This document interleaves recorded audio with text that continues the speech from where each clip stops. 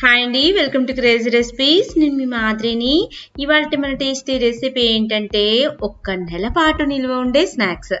అవి కూడా ఏంటంటే మినీ కచోరీలు అండి, బుజ్జి బుజ్జి కచోరీలు. ఒక నెల పాటు మనం ఎప్పుడు కావాలంటే అప్పుడు వేడి వేడిగా తయారు చేసుకోవచ్చు. దీన్ని ఎలా తయారు చేసుకోవాలో పర్ఫెక్ట్ మెజర్మెంట్స్ తోటి, పక్కా కొలతలతోటి, ఈజీ టిప్స్ తోటి మనం ఇవాళ నేర్చుకుందాము. అలాగే ఈ రెసిపీని ట్రై చేసి మీకు ఎలా కుదిరిందో కామెంట్ చేయటం మాత్రం అస్సలకి మర్చిపోవద్దు. ముందుగా ఇక్కడ నేను వెడల్పాటి బౌల్లోకి ఒక కప్పు మైదా పిండిని తీసుకున్నాను. దీంట్లోకి ఒక అర స్పూను ఉప్పుని, అలాగే ఒక ముప్పావు స్పూను వాముని యాడ్ చేసుకుంటున్నాను. వాముని కొంచెం ఇలాగా నలిపి వేసుకోండి. తర్వాత ఇదంతా కూడా ఒకసారి బాగా మిక్స్ అయ్యేలాగా మిక్స్ చేసుకోండి. ఇప్పుడు మనం దీంట్లోకి కనీసం ఒక పావు కప్పు నూనెని యాడ్ చేసుకోవాలి. కచోరీ తయారు చేసుకునేటప్పుడు ఎప్పుడైనా కానీ కొంచెం ఎక్కువ నూనె వేసుకోవాలండి. అప్పుడే మనకి ఈ కచోరీలు సూపర్ క్రిస్పీగా వస్తాయి. ఈ కచోరీలు పిండికి నూనె ఎలా పట్టాలో నేను చూపిస్తాను చూడండి. ఇలాగా పిండి మొత్తానికి కూడా నూనె పట్టేలాగా పట్టించుకొని తర్వాత చేతులతోటి ఒక గట్టి ఉండలాగా పట్టుకోండి. ఆ ఉండ అనేది విడిపోకూడదు. అప్పుడే మనకి ఈ పిండి అనేది పర్ఫెక్ట్ గా మనకి సెట్ అయిపోయినట్టు. ఇప్పుడు దీంట్లోకి మనం కొంచెం కొంచెంగా వాటర్ని యాడ్ చేసుకుంటూ పిండి మొత్తాన్ని కూడా గట్టి ఉండలాగా తయారు చేసుకోవాలండి. సాఫ్ట్గా అస్సలకి తయారు చేసుకోకూడదు. చూడండి, ఇలాగా గట్టి ఉండలాగా ఉండాలి. అప్పుడే మనకి కచోరీలన్నీ కూడా క్రిస్పీగా వస్తాయి. ఈ పిండి నానాల్సిన అవసరం కూడా లేదండి. కాకపోతే ఈ పిండి మీద మనం మూత పెట్టేసి ఓ పక్కన పెట్టుకుందాము. ఈలోపు మనం దీంట్లోకి కర్రీని ప్రిపేర్ చేద్దాము. కర్రీ కోసమని ఇక్కడ నేను ముందుగానే ఒక 4 బంగాళదుంపల్ని తీసుకున్నానండి. బంగాళదుంపలు మొత్తాన్ని కూడా ఇలాగ మధ్యలోకి కట్ చేసేసి నీళ్ళల్లోకి యాడ్ చేసి ఇలాగా ఉడకపెట్టుకోవాలి. తొక్కతో సహా ఉడకపెట్టుకోండి. తర్వాత బంగాళదుంపల్లో ఎక్కువగా ఉన్న నీళ్లు మొత్తాన్ని కూడా తీసేసి దీని మీద ఉన్న పొట్టు మొత్తాన్ని కూడా తీసేయండి. ఇప్పుడు మనకి బంగాళదుంపల్లో ఎక్కడా కూడా ఉండ అనేది ఉండకూడదండి. ఇలాగా ఒక గ్రేటర్ సహాయంతో కానీ లేదా ఏదైనా పీలర్తో కానీ మొత్తాన్ని కూడా ఇలాగ మెత్తగా చిదుముకోండి. ఇలాగ తురుము పట్టుకుంటే మనకి ఎక్కడా కూడా ఉండ అనేది ఉండదండి. అలాగే సాఫ్ట్గా కూడా వస్తుంది. ఈ కర్రీ కూడా ఒక స్పెషల్ ప్రాసెస్ ఉంటుందండి. నార్మల్గా మనం తయారు చేసుకునే పొటాటో కర్రీ లాగా కాదు. ఇప్పుడు స్టవ్ మీద వెడల్పాటి బాండిని పెట్టుకొని దాంట్లోకి 2 స్పూన్ల నూనెని వేడి చేసుకోండి. ఇలాగ వేడైన వెంటనే దీంట్లోకి ఒక అర స్పూను సోంపుని యాడ్ చేసుకోవాలండి. సోంపు వల్ల ఈ కచోరీ టేస్ట్ 10 రెట్లు పెరుగుతుంది. ఇలాగ సోంపు లైట్గా ఫ్రై అయ్యాక దీంట్లోకి అర స్పూను ధనియాల పొడి, అర స్పూను జీలకర్ర పొడిని, అలాగే ఒక అర స్పూను ఉప్పుని, అలాగే ఒక అర స్పూను కారాన్ని కూడా యాడ్ చేసుకోవాలి. ఇలాగా మొత్తం అంతా కూడా యాడ్ చేసుకున్నాక ఈ నూనెల్లోకి ఇలాగ కలిసేలాగా మాత్రమే కలుపుకోవాలండి. వెంటనే ముందుగా మనం తయారు చేసుకున్న ఈ పొటాటో మ్యాష్ మొత్తాన్ని కూడా యాడ్ చేసేసుకొని కర్రీలోకి బాగా మిక్స్ అయ్యేలాగా మిక్స్ చేసుకుందాము. ఇప్పుడు నేను ఒక సీక్రెట్ ఇంగ్రీడియంట్ చెప్తానండి. ఇది వేయటం వల్ల మనం కచోరీ తినేటప్పుడు లోపల స్టఫింగ్ కూడా సూపర్ టేస్టీగా అనిపిస్తుంది. ముందుగా ఈ కర్రీ మొత్తాన్ని కూడా కలిపేసుకోండి. లాస్ట్ అండ్ ఫైనల్ దీంట్లోకి ఒక 2 నుంచి 3 స్పూన్ల వరకు శనగపిండిని వేసుకోండి. శనగపిండి వేయటం వల్ల దీని రుచి అనేది 4-5 రెట్లు పెరుగుతుందండి. అలాగే టేస్ట్ కూడా చాలా బాగుంటుంది.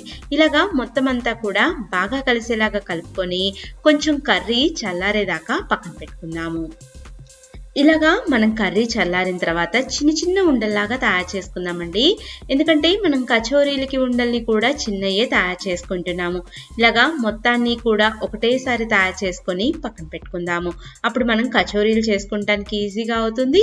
మన చేతులకు కూడా అంటుకోదు. మన కచోరీకి లోపల స్టఫింగ్ బాల్స్ రెడీ అయిపోయినాయి. అలాగే అవుట్ సైడ్ స్టఫింగ్ బాల్స్ కూడా మనం పిండి తయారు చేసుకున్నాం కదా, దాంతో నేను ఇలాగా చిన్న చిన్న ఉండల్ని రెడీ చేసుకున్నాను. ఇప్పుడు మనం వీటిని ఎలా స్టఫ్ చేసుకోవాలో చూపిస్తాను చూడండి.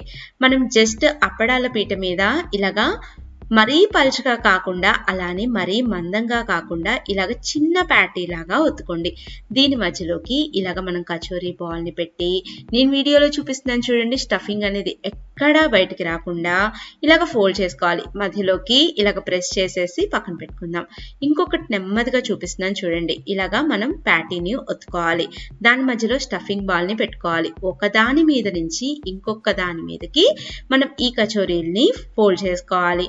అలాగే వీటన్నిటిని కూడా ఓ పక్కన పెట్టుకుందాము. ఇప్పుడు డీప్ ఫ్రై ఆయిల్లోకి మనం ముందుగా తయారు చేసుకున్న ఈ కచోరీ ప్యాటీస్ మొత్తాన్ని కూడా నూనె గోరువెచ్చగా ఉన్నప్పుడే ఒక్కొక్కటి డ్రాప్ చేయాలండి. ఎప్పుడైనా కూడా పెద్ద కచోరీలకు కానీ చిన్న కచోరీలకు కానీ నూనె బాగా వేడయ్యాక మనం ఫ్రై చేసుకోకూడదు. ఇలాగా లైట్గా గోరువెచ్చగా కాగాక మాత్రమే మనం వేయించుకోవాలి. ఇలాగా అన్నిటినీ వేశాక వెంటనే కదపమాకండి. 2 నిమిషాల పాటు అన్నిటినీ కూడా వేగనివ్వండి. తర్వాత ఒక్కొక్క దాన్ని అన్ని వైపులకి తిప్పుకుంటూ మంచి గోల్డెన్ కలర్ అయ్యేదాకా ఫ్రై చేసుకోవాలి. సూపర్ టేస్టీగా ఉంటాయండి. పెద్ద కచోరీల కన్నా ఈ కచోరీలు చాలా టేస్టీగా ఉంటాయి. ఒకవైపు కాలింది అనుకుంటే దీన్ని రివర్స్ సైడ్ కూడా టర్న్ చేసుకోండి. ఎక్కడా కూడా మనకి కర్రీ అనేది బయటికి రాదండి. ఎందుకంటే మనం కర్రీలో శనగపిండి మిక్స్ చేసాం కదా, దానివల్ల బైండింగ్ అనేది పర్ఫెక్ట్గా అయి ఉంటుంది. ఇలాగా అన్ని వైపులకి తిప్పుకుంటూ కూడా గోల్డెన్ కలర్ అయ్యేదాకా ఫ్రై చేసుకోవాలి.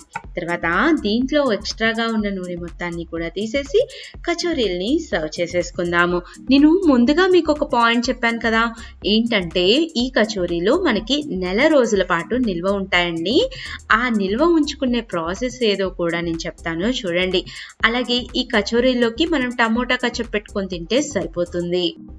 గాలిపోని ఏదైనా ఎయిర్టైట్ కంటైనర్ని తీసుకోండి, లేదా ఏదైనా బాక్స్ని తీసుకోండి. ఇలాగ కింద ఒక టిష్యూ పేపర్ని కానీ లేదా ఫుడ్ ఫాయిల్ని కానీ పెట్టుకోండి. అంటే మనకి ఫుడ్ నిల్వ ఉండటానికి ఉంటాయి కదండి ఫాయిల్స్, వాటినైనా పెట్టుకోవచ్చు. అలాగే ముందుగా మనం కచోరీలు ప్యాటీస్ని తయారు చేసుకున్నాం కదా, వాటిని మనం ఇలాగా ఎయిర్టైట్ కంటైనర్లో స్టోర్ చేసుకొని రిఫ్రిజిరేటర్లో డీప్ ఫ్రీజర్లో పెట్టుకుంటే ఎప్పుడు కావాలంటే అప్పుడు ఒక 10 నిమిషాల ముందు బయట పెట్టుకొని వేడివేడి నూనెలో వేయించుకుంటే చక్కని టేస్టీ అయిన కచోరీలు మనకి తయారైపోయినట్టేనండి. ఒక్కసారి నేను చాలా సింపుల్గా ఎక్స్ప్లెయిన్ చేశాను కదా, ట్రై చేసి ఎలా కుదిరిందో కామెంట్ చేయటం మాత్రం అస్సలు మర్చిపోవద్దు. నా వీడియో నచ్చినట్లయితే ఛానల్ని సబ్స్క్రైబ్ చేసి ఫాలో అవ్వండి. అలాగే బెల్ ఐకాన్ని క్లిక్ చేయండి. సాస్ ముంచుకొని తింటాం అస్సలకి మర్చిపోవద్దు. Thank you for watching my videos. Bye bye.